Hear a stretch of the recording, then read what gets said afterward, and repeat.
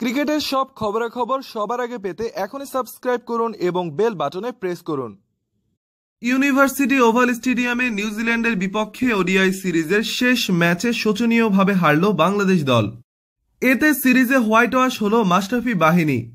Series শুরু হওয়ার আগে স্কোয়াডে রাখা হয় সাব্বির রহমানকে, যা মাশরাফির একক ইচ্ছায়। এজন্য অনেক সমালোচনার সম্মুখীন হতে হয়েছে মাশরাফিকে। অনেকের মতামত ছিল সাব্বির রহমানের বদলে দলে সুযোগ পাওয়া উচিত ইমরুল কায়েসের।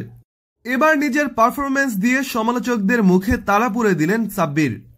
3 ম্যাচে তার সংগ্রহ যথাক্রমে 13, 43 এবং 102 রান। এর মাধ্যমে এই সিরিজে বাংলাদেশিদের মধ্যে সর্বোচ্চ রান করেছেন সাব্বির রহমান।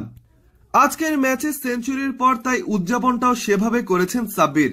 ব্যাট উঁচু করে আঙুল দিয়ে সমালোচকদের মুখ চুপ করে দিয়েছেন তা বুঝিয়ে দেন। 102 রানের ঝলমলে এই ইনিংসটি তার সাজানো ছিল 2টি ছক্কা এবং 12টি চারে। তামিম, মুশফিকের মতো সিনিয়র খেলোয়াড়রা যখন ব্যর্থতার মিছিলে নাম লেখাচ্ছেন তখন ভিন্ন ছিলেন সাব্বির।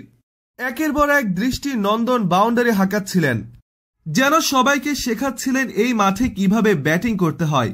নিঃসন্দেহে সাব্বির রহমানের বিশ্বকাপের আগে এমন পারফরম্যান্স স্কোয়াডে তার জায়গাকে আরো পাকাপোক্ত করেছে।